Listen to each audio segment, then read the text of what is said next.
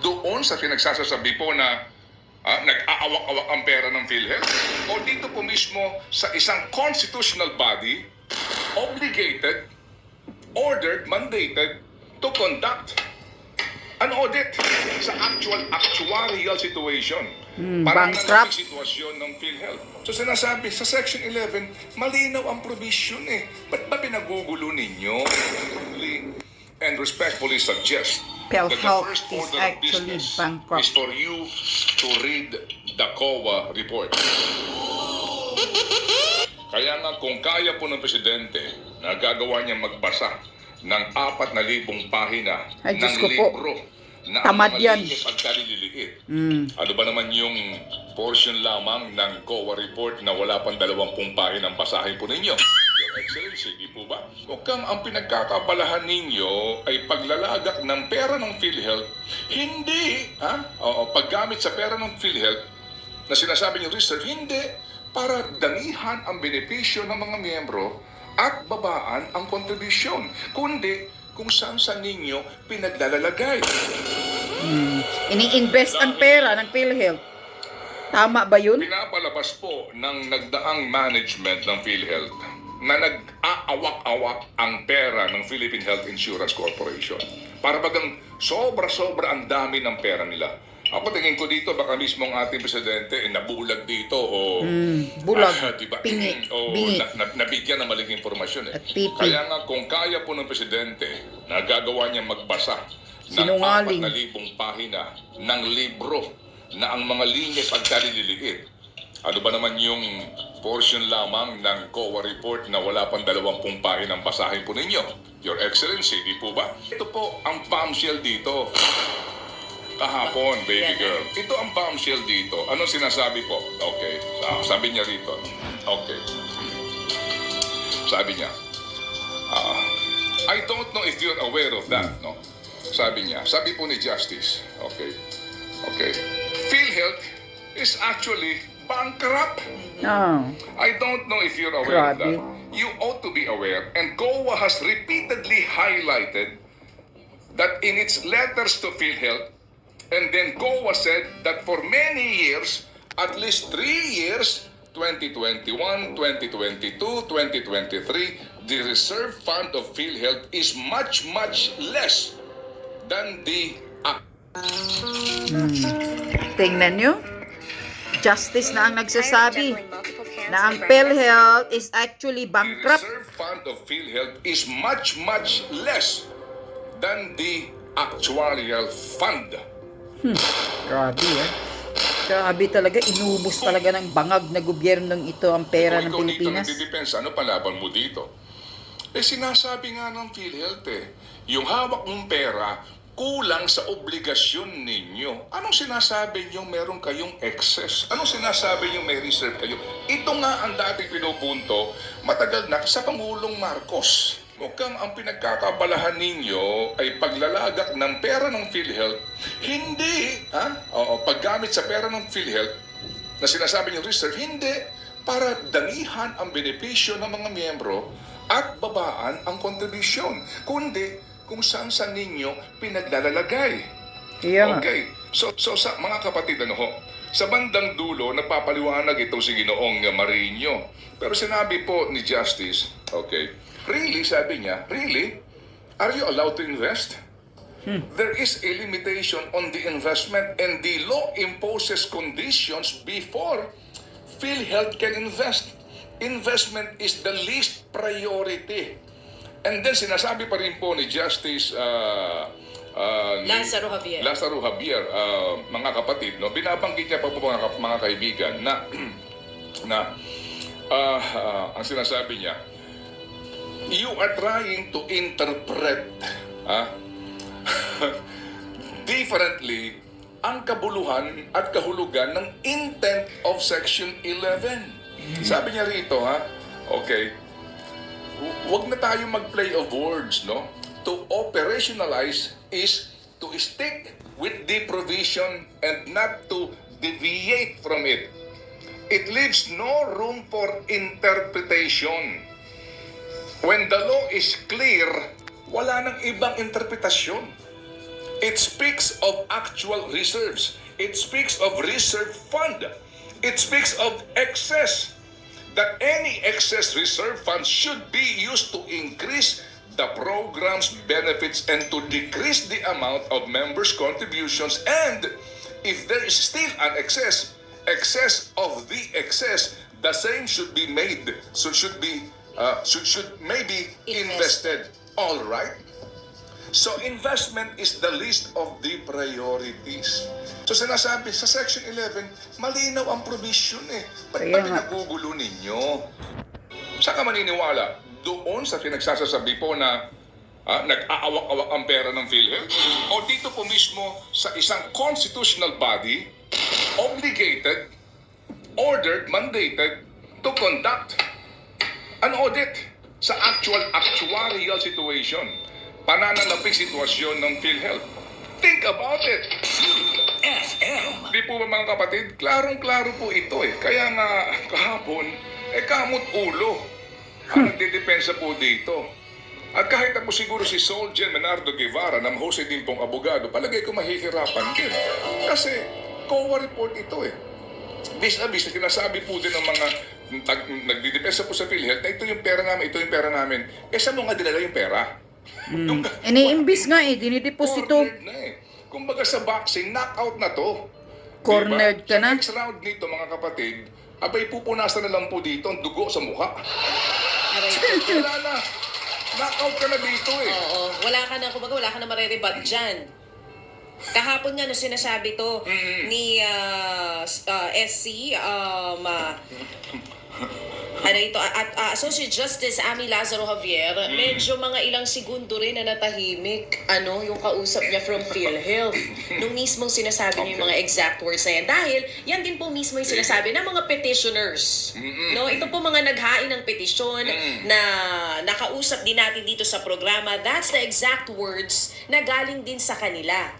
Walang excess fund ang PhilHealth. Kung meron Yun na. man, Lumabas dapat na ang gamitin yan kasinungalingan para talaga. mapaganda ang Wala palang serbisyo excess fund. para sa mga miyembro ng PhilHealth at para mabawasan, di ba, ang binabayad ng mga miyembro nito. Sige. Oo. Hanggang dyan lang po muna tayo mga kapatid kasi nga po 6:35 na eh. Ngayon pa lang po tayo nag-iinit ha? Aba?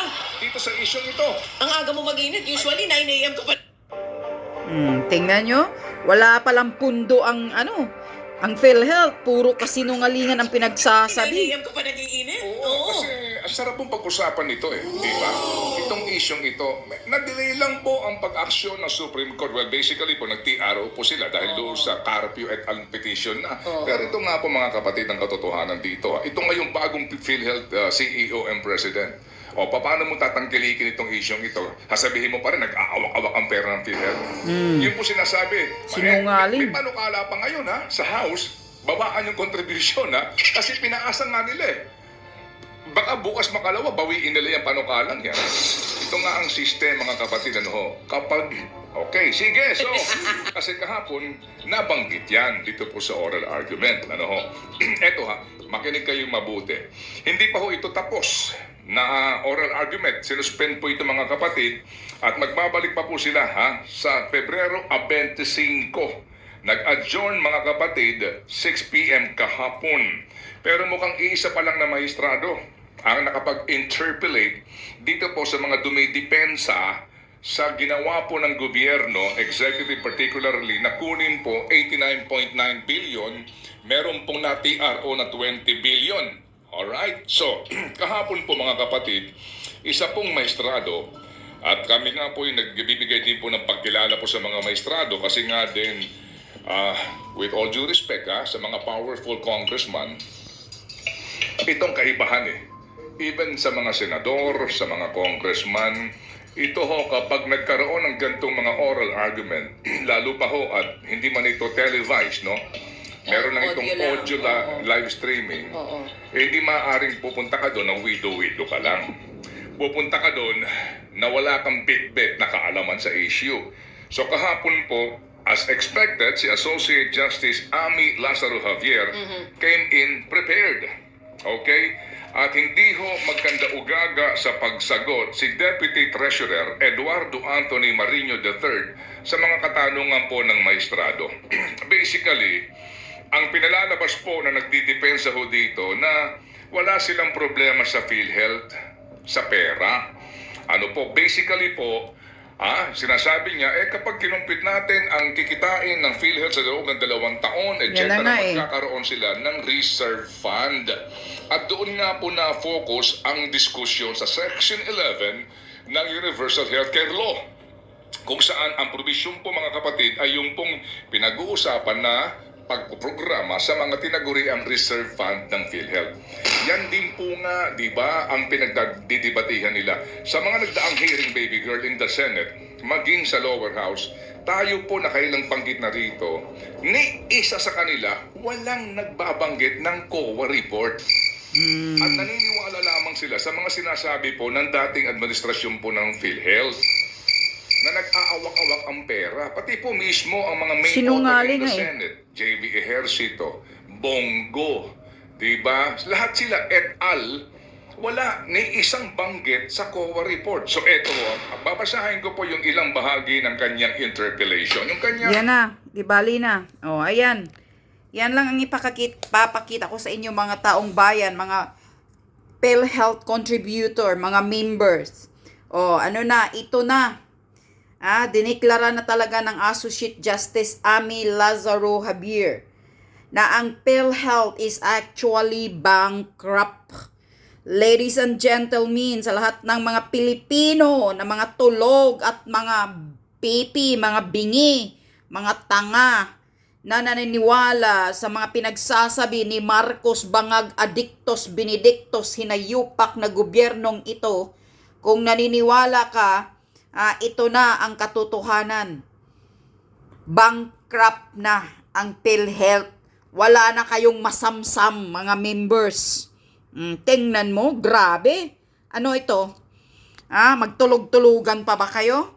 Hindi pa ba nagigising yung mga utak ninyong mga tanga dyan, yung iba dyan, na puro walang pakialam, parang hindi mga Pilipino, na walang pakialam sa mga nangyayari na pagnanakaw ng gobyernong ito? Talagang inuubos nila ang matitirang sintabo ng Pilipinas. Kaya wag kayong maniniwala sa isang CEO ng PhilHealth na yan, kasi noon pa sinabi ko, dapat tanggalin yung gago na yan. Sinungaling. Uto-uto. Sabi niya, marami pa daw silang reserve fund na pera. Nasaan? Iyon nga ang ng butchi ni Ligarda ni Senator Ligarda Dahil sinasabi niya, hindi nyo pira yan. Pero ang sabi niya ng CEO, na ini-invest daw, dinideposito. Yun ang pinagsasabi niya sa Senado noon ng naghihiring. Maniniwala ba kayo? Actually, bankrupt. Wala ng pira. Kaya maraming mga hospital na hindi pa nila nababayaran. Ilang bilyon o milyon ng ilang hospital ang hindi nababayaran ng PhilHealth. Nasaan na ang pera ng PhilHealth? Nasaan na ang pera ninyo, mga contributor? Nilalamo na ng malaking buaya na magkasabwat yung mga pagmumuka dyan, yan. Pati yung si Ricto, parang tuta. Tuta ni Tambaluslus. Buong angkan, buong pamilya, politiko ang pupuntahan. Asawa niya si Vilma Santos. Di ba, mayor? Ngayon tatakbo na naman yung anak ni Vilma na sino yun? Diyos ko po, lahat na lang sila tumatakbo sa Batangas, kung saan-saan. Wala na bang laing trabaho? Wala na bang ibang trabaho kayong mapapasukan, kundi ang magpolitiko? Yan, politiko kasi ang madali lang makapagnakaw Sa politiko ka lang kasi madaling yumaman. Sa politiko ka lang, madali kang makapagnakaw ng pera ng mga kaba ng bayan. Sa pagpolitiko ka lang, doon mo madaling maniobrahin ang mga budget. Kaya, maraming mga kakandidato at maraming mga politikong nakaupo sa gobyerno ni Bangag, adik na mga kawatan. Itong si Romualdez ngayon, kinakasuhan na sinampahan na ng kaso ng graft and corruption. Pinafiled ni Congressman Ongab, ni Attorney Topacio, Attorney Vic, at ni Attorney Bundok. Kiskisan nyo talaga ang balat ng mukha ni Tambaluslos na yan dahil sa sobrang kakapalan niya, sa sobrang ambisyon niya na magiging presidente ng Pilipinas. Ang pagmumukha mo, Martin Romualdez, mahiya-iya ka na. Yan talaga, hindi talaga ako magsawang sasabihan sa iyo na putang ina ka. Kawatan ka. Yan ang sabi ni Sara Duterte. At isa pa itong bangag na pipibingi na presidente. Isang mga kawatang Marcos din, mga putang ina ninyo. PhilHealth is bankrupt. Yan ang katotohanan galing sa Associate Justice.